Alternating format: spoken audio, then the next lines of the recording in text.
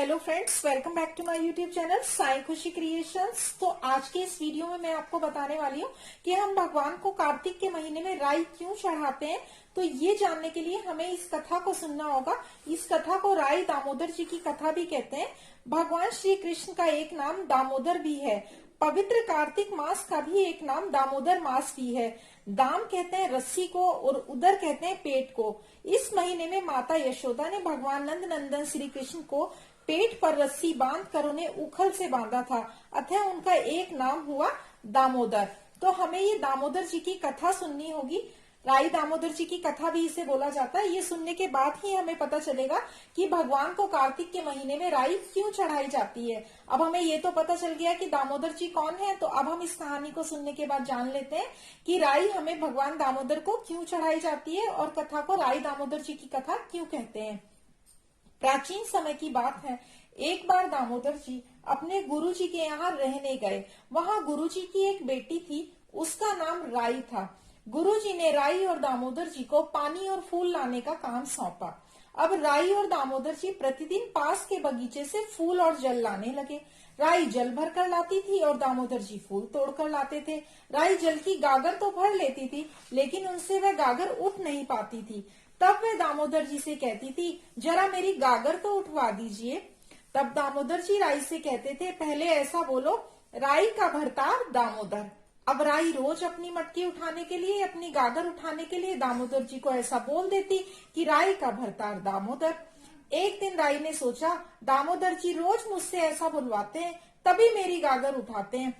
उस दिन राई ने जिद पकड़ ली कि आज मैं ऐसा नहीं बोलूंगी कि राई का भरतार दामोदर। तो दामोदर जी ने भी कहा, अगर तुम ऐसा नहीं बोलोगी तो मैं भी तुम्हारी गागर नहीं उठाऊंगा।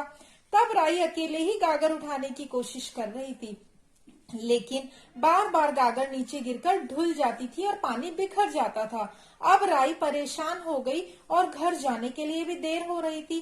तब राई ने कह दिया कि राई का भरतार दामोदर। ऐसा कहते ही दामोदर जी ने उनकी गागर उठा दी। ऐसा करते हुए घर जाने में उन दोनों को देरी हो गई। घर पहुंचने पर गुरुजी ने उन दोनों से पूछा, आज तुम लोगों को आने में देर कैसे हो गई। तब राई ने अपने पिताजी से सारी बात बता दी और कहा, मुझसे रोज दामोदर जी ऐसा कहलवाते हैं कि राई का भरतार दामोदर, और तभी ये मेरी गागर उठाते हैं। तब गुरुजी ने कहा, हे भगवान, आपकी ऐसी इच्छा है तो मैं अपनी पुत्री राई का आपके साथ विवाह करने के लिए तैयार हूँ। तब राई और दामोदर जी की शादी पक्की हो गई। फिर दामोदर जी अपनी खास पटरानियों को संदेशा भिजवाते हैं कि हमारी शादी राई के साथ होगी, तो तुम राई बनकर राई के लिए नवरत्नों के गहने बनवा कर लाओ और जरी बादली के वेश और 16 श्रृंगार का सामान भी लाओ।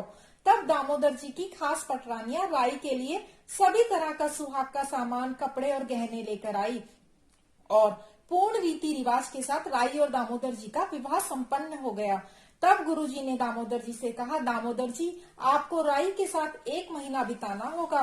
तो दामोदर जी ने कहा, मैं कार्तिक के पवित्र महीने में 1 महीने राई के साथ तुलसी वन में विचरण करूंगा और सभी लोग राई दामोदर के नाम से हमारी पूजा करेंगे। कार्तिक के महीने में मुझे राई बहुत प्रिय होगी और जो भी कार्तिक के महीने में राई दामोदर की पूजा करेंगे और मुझे राई अर्पित करेंगे, उन्हें मैं मोक्ष प्रदान करूंगा और उनकी सभी मनोकामनाएं पूर्ण करूंगा। तभी से कार्तिक के महीने में राई दामोदर की पूजा की जाती है और भगवान राई दामोदर को आंवले और राई के दिए जलाए जाते हैं, क्योंकि कार्तिक के महीने में आंवले में भगवान विष्णु का, जो कि भगवान कृष्ण और विष्णु एक ही हैं, उन्हीं की पूजा की जाती है। तो कार्तिक के महीने में आंवले में भगवान श्री कृष्ण विष्णु जी का निवास माना जाता है और भगवान श्री कृष्ण को राई बहुत प्रिय है, इसलिए कार्तिक के महीने में राई का पूजा में विशेष रूप से उपयोग किया जाता है और राई का दान भी किया जाता है। कार्तिक के महीने में आंवले के टुकड़े और राई के दाने डालकर दीप दान भी किया जाता है। आंवले में श्री हरि का वास माना जाता है और कार्तिक मास में आंवले की भी पूजा की जाती है। अगर वीडियो में दी हुई जानकारी अच्छी लगी हो तो वीडियो को लाइक करें, मेरे चैनल साई खुशी क्रिएशंस को सब्सक्राइब करें और इस वीडियो को अपने फ्रेंड्स एंड फैमिली के साथ ज्यादा से ज्यादा शेयर करें। इसी तरह की जानकारी के लिए हमारे साथ आप फेसबुक और इंस्टाग्राम पे भी जुड़ सकते हैं। Thank you very much.